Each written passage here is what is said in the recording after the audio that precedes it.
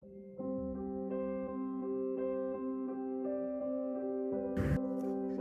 day, mate. Welcome to channel Tugas Menugas. Pada kesempatan kita kali ini, saya ingin mengajak kalian untuk sedikit berdiskusi. Namun sebelum itu, saya ingin berbagi suatu quotes yang disampaikan oleh salah satu tokoh terkenal dari Afrika. Ia pernah menjadi mantan presiden Afrika, dan dia lain tidak bukan, ia adalah Nelson Mandela. Beliau pernah berkata, pendidikan adalah senjata paling ampuh untuk mengubah dunia. Quotes yang singkat namun menimbulkan sebuah pertanyaan. Pendidikan seperti apa yang dapat mengubah dunia? Mari kita mulai diskusi kita.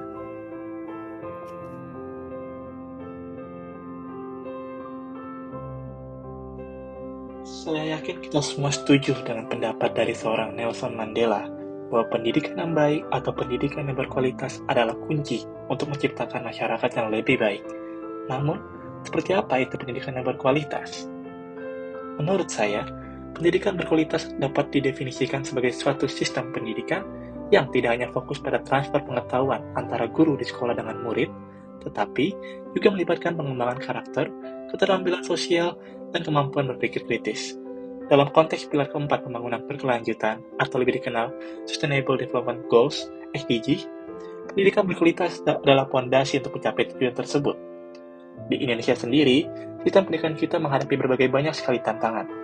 Meskipun telah ada upaya untuk meningkatkan kualitas pendidikan, namun masih banyak masalah yang harus diatasi, mulai dari akses pendidikan yang tidak merata, kurangnya fasilitas, hingga metode pengajaran yang belum sepenuhnya mengakomodasi kebutuhan siswa. Dari perspektif pilar keempat SDG, pendidikan berkualitas tidak hanya sebatas pemberian pengetahuan, melainkan juga memperhatikan aspek-aspek seperti kesetaraan gender, kurikulum yang sesuai, keterlibatan komunitas, dan sebagainya. Namun, apakah sistem pendidikan kita saat ini sudah mencerminkan hal tersebut? Untuk menjawabnya, mari kita kupas dari berbagai sisi. Masalah pertama adalah adanya kesenjangan antara laki-laki dan perempuan dalam hal mendapatkan akses pendidikan. Sebagaimana dinyatakan dalam hasil survei sosial nasional Susenas BPS 2022, terdapat perbedaan yang cukup signifikan. Perempuan yang tidak memiliki jasa atau tidak pernah bersekolah formal di pedesaan mencapai 19,77%, jauh lebih tinggi dibandingkan dengan perkotaan yang hanya sebanyak 10,26%. Tambahan lagi, sekitar 7,35% perempuan di usia 15 tahun ke atas di pedesaan mengalami buta huruf. Sementara di perkotaan hanya 2,83%.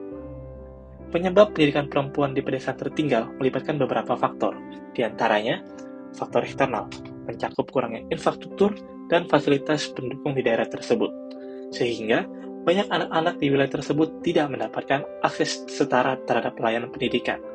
Di sisi lain, faktor internal seperti pandangan masyarakat desa yang menganggap pendidikan tinggi hanya untuk laki-laki dan menganggap bahwa suatu pemborosan jika perempuan bersekolah tinggi. Sekarang, mari kita berpindah pada sisi kurikulum. Pendidikan berkualitas harus mencakup aspek moral, keterampilan hidup, dan pemahaman mendalam tentang nilai-nilai kemanusiaan. Lebih dari sekedar angka dan fakta, kualitas pendidikan juga menuntut kemampuan siswa dalam menerapkan pengetahuan mereka dalam kehidupan sehari-hari. Ini adalah prinsip dasar dari pendidikan berkualitas. Di Indonesia sendiri, pemerintah telah berupaya mengatasi tantangan ini melalui program Kartu Indonesia Pintar atau lebih dikenal dengan KIP. Tujuan dari program KIP ini adalah memberikan bantuan biaya pendidikan kepada siswa kurang mampu, dengan harapan faktor ekonomi bukanlah hambatan untuk dapat bersekolah. Namun, di lapangan masih terjadi ketidaksesuaian target, di mana banyak siswa kurang mampu yang seharusnya menjadi sasaran malah tidak mendapatkan bantuan. Sebaliknya, sementara siswa yang mampu justru mendapatkannya. Tantangan lainnya adalah bagaimana kita dapat menghasilkan guru yang berkualitas. Saya teringat akan negara Jepang, terutama pasca Perang Dunia Kedua. Sejarah menuliskan bahwa Jepang mengalami kekalahan yang cukup telak ketika mendapatkan bom atom di kota Hiroshima dan Nagasaki. Sang kaisar yang saat itu memimpin, Sang Kaisar Hirohito, bertanya pada anak buahnya, ada berapa guru yang tersisa, dan memerintahkan untuk mengumpulkan keberadaannya. Sang kaisar menyadari bahwa peran guru sangatlah besar untuk kembali bangkit dari ketertinggalan. Dari pengalaman tersebut, kita dapat menyimpulkan bahwa peran guru sangat krusial dalam kemajuan suatu bangsa. Namun hal ini berbanding terbalik dengan apa yang dialami di Indonesia. Bapak Ahmad Julinto, selaku Ketua PGRI Sumatera Selatan, menegaskan bahwa kesejahteraan guru di wilayahnya belum merata. Ada beberapa guru yang mendapatkan pendapatan di bawah minimum, bahkan ada yang mendapatkan pendapatan 300.000 per bulan. Hal ini menjadikan mereka untuk mengambil kerja sampingan lain untuk membiayai kebutuhan hidupnya. Oleh karena itu, kesejahteraan guru harus sejalan dengan upaya meningkatkan kualitas pendidikan, karena kesejahteraan guru menjadi faktor kunci akan seperti apa bangsa kita di masa depan. Untuk itu perlu keterlibatan semua pihak untuk mencapai tujuan pilar keempat ini. Mari kita bersama-sama merenung tentang bagaimana kita dapat memberikan kontribusi untuk meningkatkan sistem pendidikan di Indonesia. Pendidikan berkualitas bukan hanya menjadi tanggung jawab pemerintah atau lembaga pendidikan, melainkan tanggung jawab kolektif seluruh masyarakat. Setiap individu memiliki peran penting dalam menciptakan lingkungan belajar yang kondusif dan mendukung perkembangan setiap siswa dan murid. Kita berharap agar generasi muda kita dapat berkembang tanpa hambatan, seperti ikan yang dapat berenang bebas dalam arus pendidikan.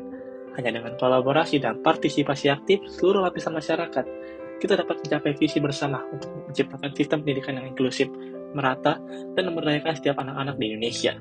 Dengan demikian, mari kita bersatu tangan untuk menciptakan masa depan pendidikan yang lebih baik, di mana setiap individu memiliki akses dan kesempatan yang setara untuk tumbuh dan berkembang.